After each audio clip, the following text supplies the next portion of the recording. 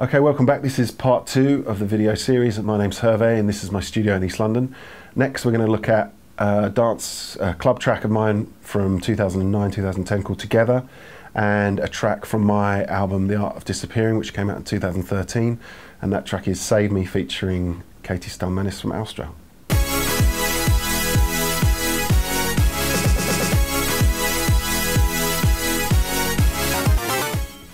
This next track is called Together, and it's one that I sampled a vocal from Primal Scream, their track Come Together.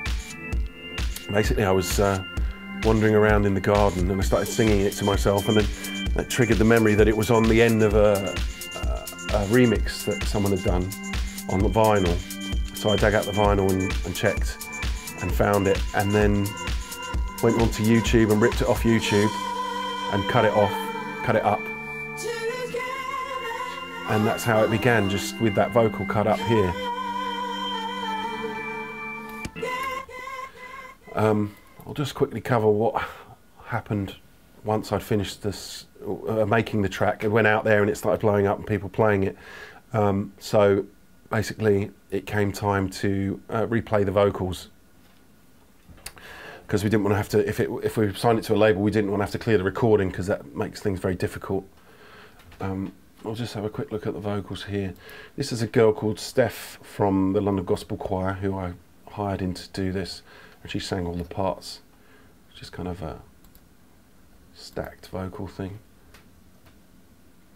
We've got the lead one there, and as you go down it's kind of panned wider and wider with the main bits, and these are just little ad-libs that come in, so they're kind of just straight down the middle. They're just stacked like that to create that sound of the sample, where it's just stacked vocals rather than sort of heavily harmonised.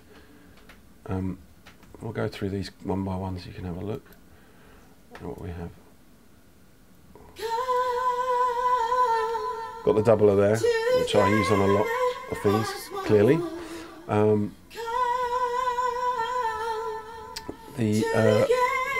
There's the output channel, which is a Vox bus.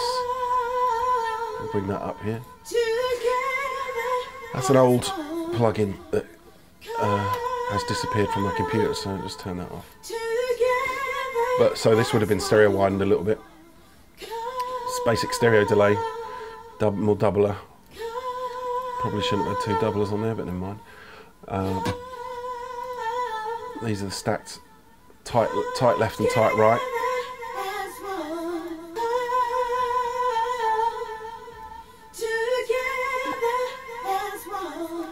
Then slightly wider left and rights, and all these are going through the Vox bus.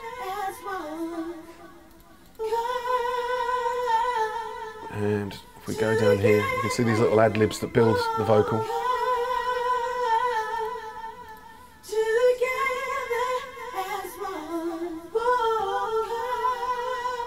So that basically is all the vocals that I sampled, and that's them all replayed by Steph.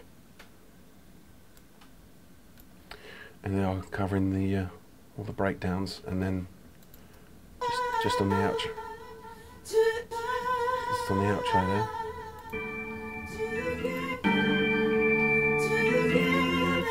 So that's all the vocals covered there.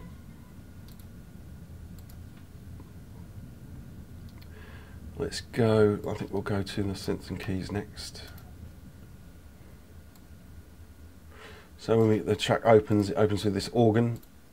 Here we have it bounced. This was taken from Hallion 1, the Steinberg plugin. It's just kind of got your stock sounds in it. It had this really great organ, which I really love the sound of. It's got a bit of a rotator on it. That would have been, I would have treated that a little bit before I bounced it. So you can see it's flat here, but I would have rolled off a little bit of the bottom end and stuff. That's the Hallion one that would have been there. That's not loaded. So that's and then the piano comes in. This is just your classic Korg Legacy M1. classic piano sound. Everyone loves to use it. Needed a lot of brightening. It's actually quite flat. A little bit of side chains. As you can see, I'm using that weird little wrapper so that I could use this very old plugin, the DB Dynamics. That wouldn't have much in the way of sidechain compression on it, just a tiny bit to fit in with the rest of the track. And this is a bounce version of the M1 here, just because I wanted to control the fade out a bit more of it than, I mean, I could have automated it, but sometimes it's just faster to bounce and do this, because Cubase has these great little things here. I think people may use them now, but back then I think Cubase was the only one that was doing these little fade in, fade out. They were so nifty. I still use them. Very nifty. So that's the kind of body of the breakdowns. This is kind of great organ and the M1 piano. And then we go into the body of the track, which is Predator again, as I was saying earlier. It's quite a oft used plugin by me. And let's solo it so you can see what it's doing. This actually was done very quickly. I didn't actually intend to keep this bass line because I thought it moved around way too much. It was more like a melody. And I was going, right, I'm going to really dumb that down once I get back and actually finish the track. I don't know if people who are watching this have the same thing where they do a track and said, I'll finish that later, and they end up playing it and it just works, so you never go back and finish it. So yeah, this is the melody. As you can see, it jumps around quite a lot. I mean,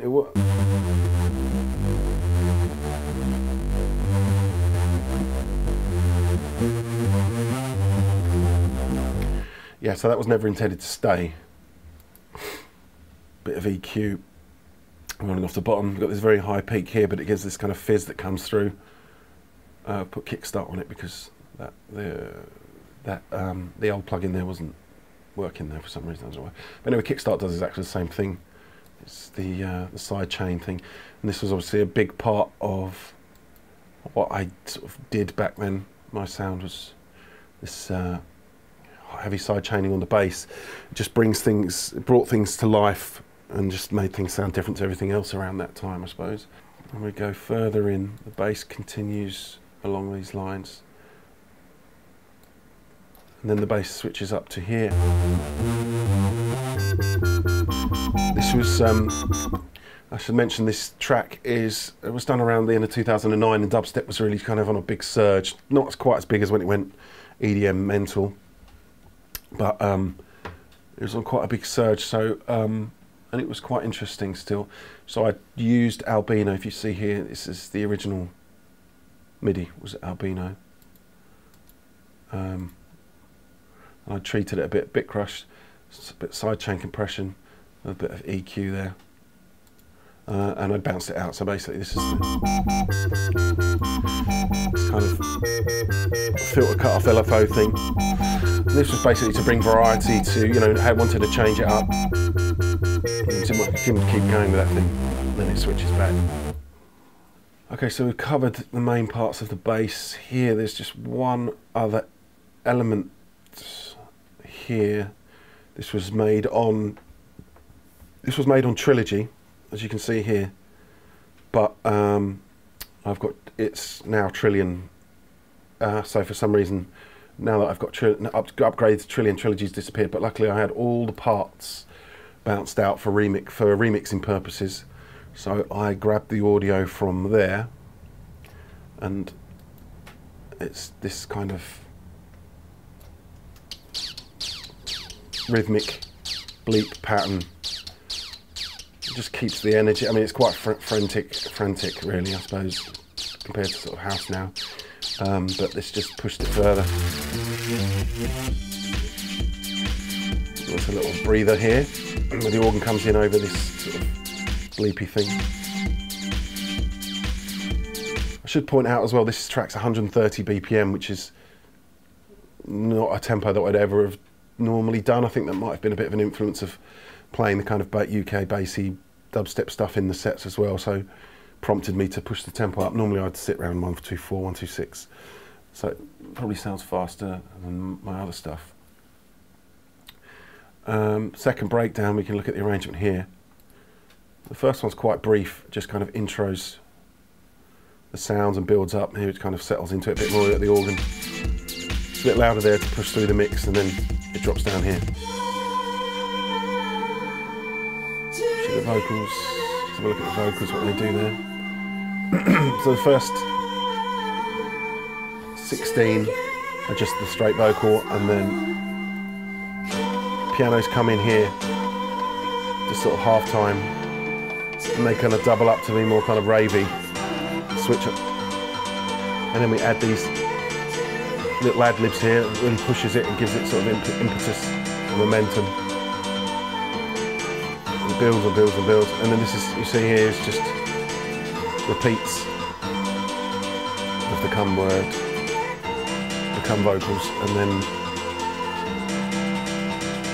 about the same thing here, piano fading out, and then we can see this whole mess of risers that I've done, and that's what we'll look at next here. This effects replay, these bleeps from the other record, just replayed those and then bounced them out. They're just kind of a backgroundy noise, create sort of background motion and interest really. Bleepy riser.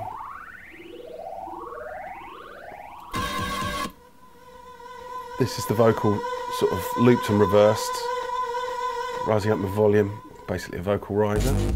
And here is a time stretched version of the vocal with lots of weird effects on it.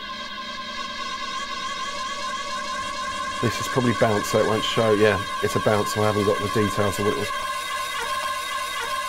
It's just lots of weird effects messing around with that. And the final riser, like a fizzy top. I don't know if you can hear, it's got that kind of resonancy sort of top bit. Just the whole thing is just to create a sort of layered, exciting riser. Basically, you could probably get away with just one of them, maybe. I don't know, but it's just it.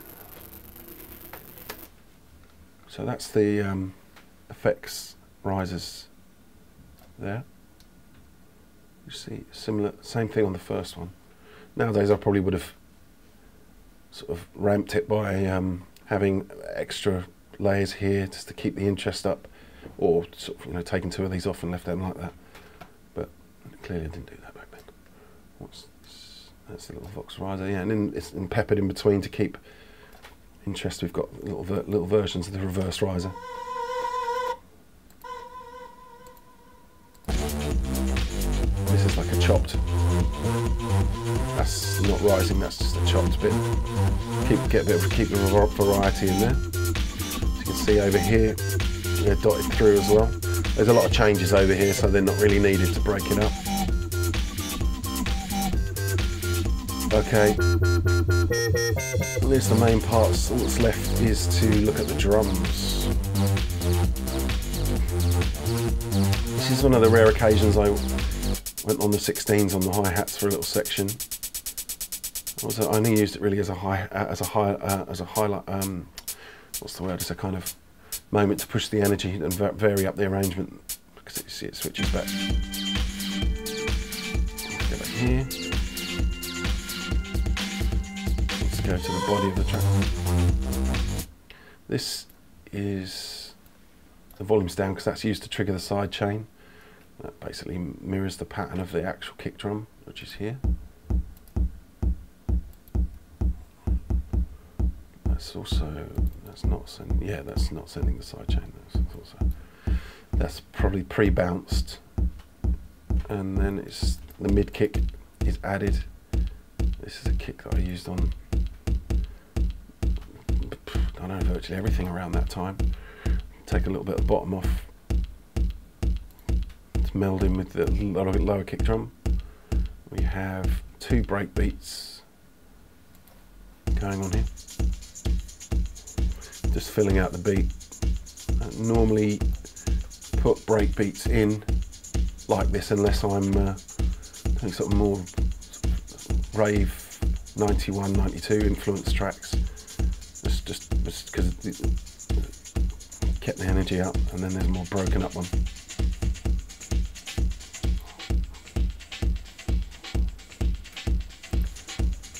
a big ugly sort of dubsteppy snare, which I'd also nicked from Science of Fear. I think that SOF is a remix I'd done. I must have nicked it out of that remix.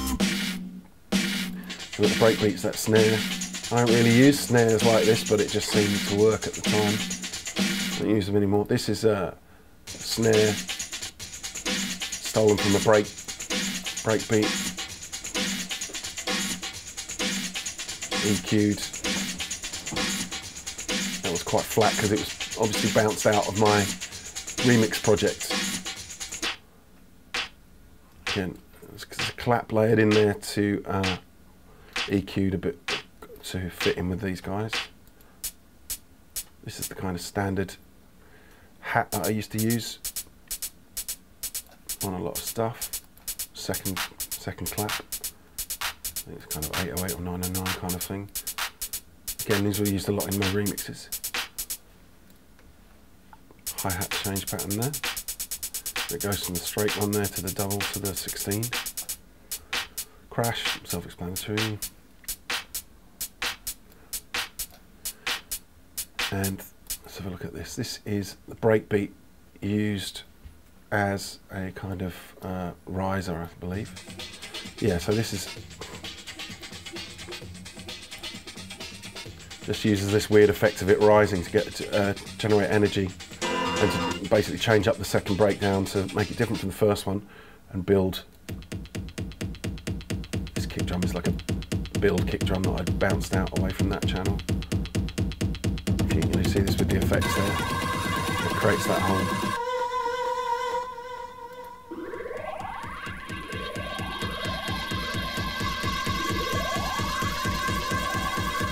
piano would be fading out there.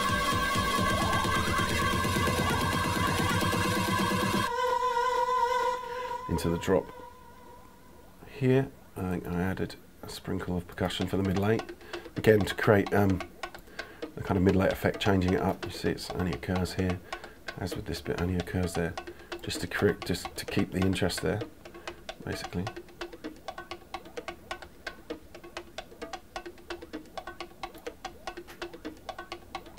This bit, I don't know. Again, so what we have here is that reintroducing the percussion, change up the outro. This is kind of signalling the last section of the song, basically. Just it's just low in the mix there, just to create a bit of variety for the ear.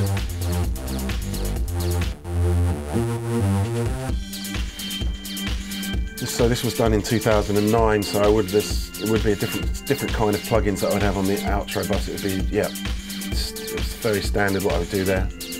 This very old Sonar XL Timeworks compressor that I used right from the very beginning. Again, you need a wrapper for it, and you can't use it in. I stopped using it years ago, but it really is to get that kind of breathing, alive, whumping sort of thing. It was really, really great. And combined with this, again, Waves L2, my favourite, I've always used and still use to this day. Just putting that on the end and pushing it down a bit to push up the volume. And that is Together.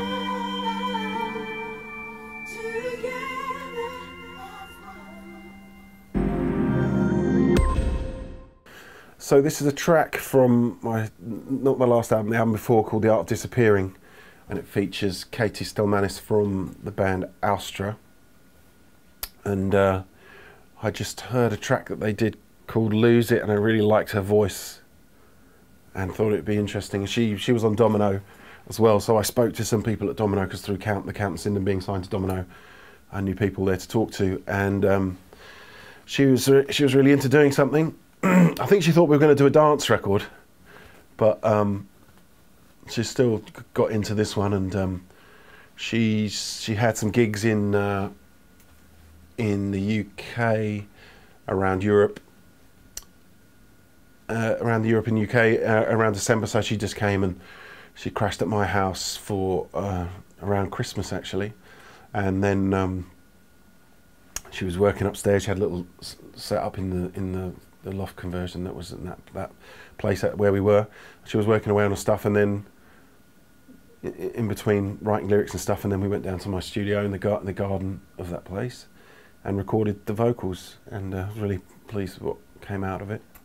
So this was done 2012 in around September. That was when the original beat was constructed, the music track, and then December she came and we recorded the vocals. The kind of vibe was kind of, I suppose I was quite thinking of 4AD records and the Cocteau Twins and this Mortal Coil and things. They were kind of influences, as well as electronic stuff that was going on at the time, and hip hop and stuff. And you kind of get this rather weird gothic electronic hip hop thing. So we'll start by having a look at the synths and how they break down. This is the overall outlook of those. Got this deep pad drone that's going all the way through here. This is the chorus riff that comes in on the choruses, obviously. And this is a bounce of an old plug-in synth called Rapture, which doesn't seem to be on my computer anymore, so luckily I bounced it out at the time. And these are mid-late synths to create the change up in the mid-late. Let's go and look at the sounds of them now. So the deep drone.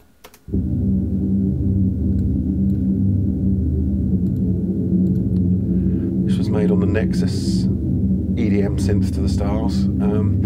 Again, it just sort of kind of shows you can, if you play around with stuff and edit it enough, you can. There's not actually much on that.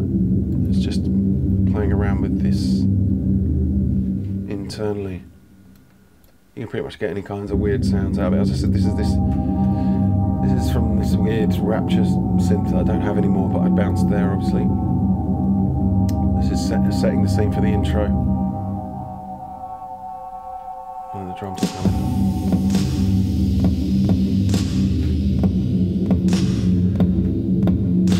This comes in the kind of pre-chorus again, returns the Rapture synth. As it builds up to this chorus. And here we go. This is the chorus synth again. Some weird lead from Nexus that I'd edited. EQ'd it out, made it sound like a weird old tape recording sample. A bit crushed. Okay, so the last part of the synths are the mid-late section, which we can look at here. Just mute everything else. Mute the drums.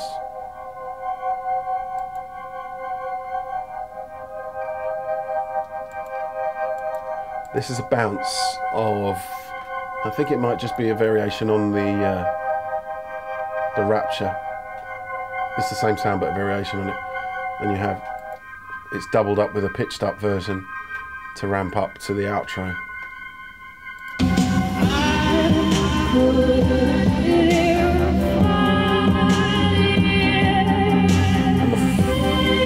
And the final little thing of this outro synth is it's cut up a bit here, as you see the MIDI notes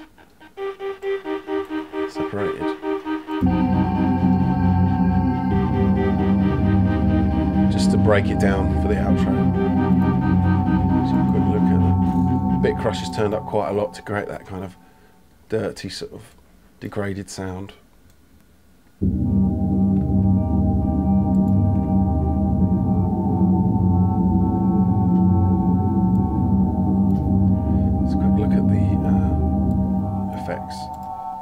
The white noise, again, to help create this kind of degraded sound that's just running through the whole track. Here, again, a little holiday loop of a beach. This is reverbed out, stereo delayed, sorry. EQ'd down to get out the highs. Just create this kind of weird, ghostly background. A bit of vinyl scratch, these all just sort of stuck together to create more sort of subliminal atmosphere. because you take these away and it will sound very dry. The vinyl's been EQ'd some of the noisy bits out, delayed, just so it creates these convoluted delays to keep it interesting. Here you see they've taken the beach loop out of the choruses. It's just something to change the dynamic, help change the shift from verse to chorus. It's a small thing, but sometimes these subliminal things can really help. So that's all the effects running through underneath. Let's have a look. Let's go to this. So this is Katie. As you can see, I've made a kind of drone. Again, that works underneath the track, adding this kind of, it's almost like an organ.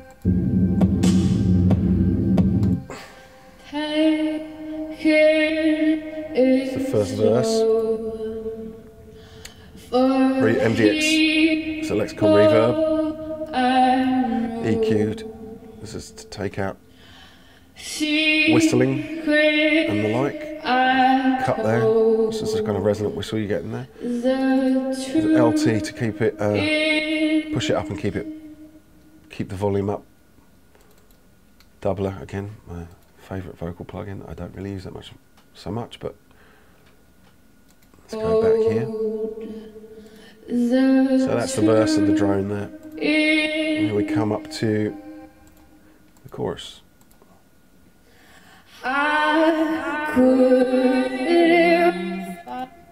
This is kind of an impact punching of the vocal. That cuts short because it goes into the lead. It's just to help the impact of the chorus.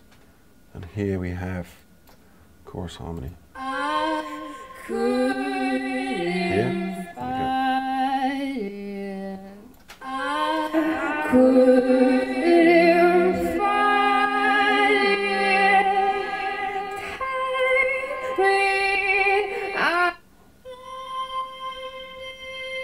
These are kind of punching highlights. It's a very high one.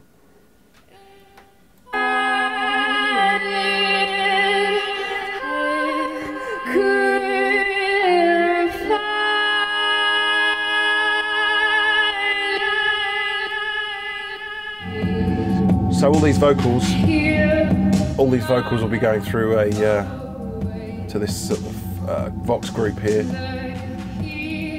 There's a virtual channel to give it some extra grit and to define it a bit differently from everything else. Glue compressor to sort of make sure they all stick together and pushing it together, basically squeezing it. Yeah, and over the whole thing a bit of side chain. Help keep it all stick together and keep the vocals uniform and that under control.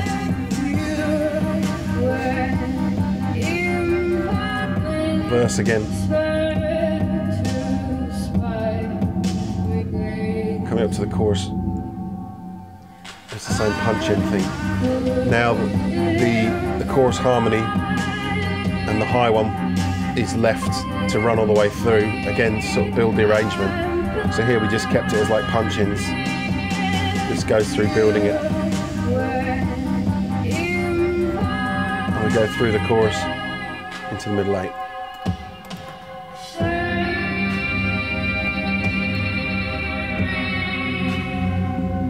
So we've got the middle eight synths that he talks about there. And here we have, obviously the vocals change for this middle eight, and here there's an additional, two additional ones. This is a pitch down. That's a manual one using the transpose. Didn't have the little Alter Boy Sound Toys stuff then, so I was just using it now. There's a high one there. That's actually the lead. That's actually the lead on the middle eight there. And then there's this sort of weird off-key chorus harmony bit there.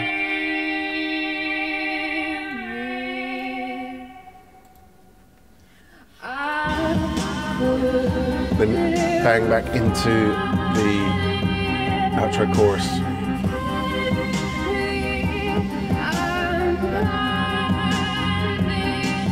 Let's go to the drums now.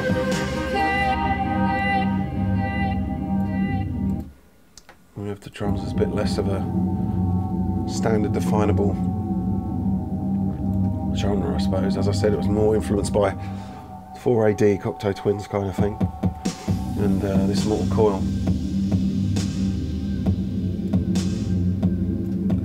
So quickly, just look at this one. This is the side chain, which has no volume, it's just sending the signal.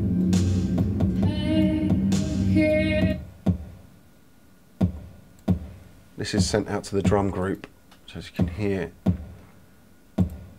has the MDX reverb across it, a little bit of that to give the whole thing a spacey effect, glue it all together. Main snare. I'm going to introduce the claps, increase the interest, kind of weird little feels off rhythm. Hi-hat, standard, we can see what's doing there. EQ'd out the low ends, side chain, bit crushed to make it sparkle a bit. And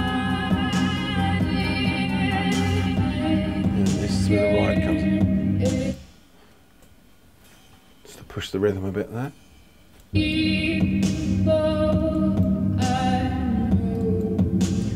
This is on a fill that's just been punched in with the Steinberg. Steinberg's Groove Agent 1. Just grabbed a snare from there. EQ'd extra, there's extra reverb on there to define it. Gong crash. They're just for impact. White noise, all just to enhance the impact. Here we have just a simple ride. Again, reverse in there. It's just extra definition to separate the chorus from the verse, to help it lift off.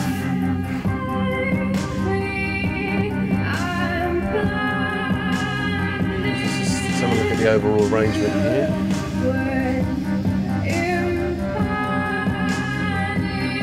Some drums that go through.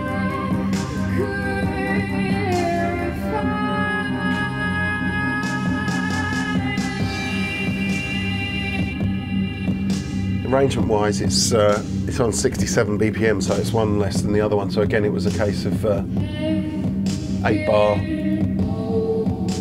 versus a 16 bar verse. You know, you wouldn't be able to keep the attention. It would have gone on forever.